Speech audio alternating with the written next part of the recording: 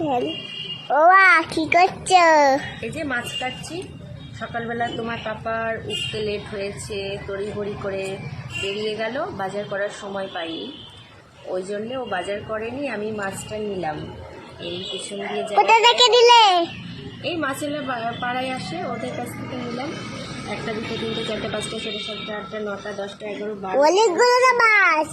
14টা মাছ 65 টাকায় দিয়ে। মাছগুলো তো লাফাবে মাছগুলো লাফাচ্ছে না, তবে জ্যান্তই, সবে হয়তো মরেছে, চকচক করছে একদম। মরিনি বেছে।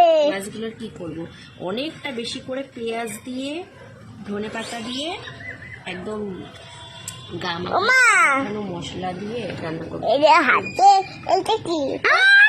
এটা কি?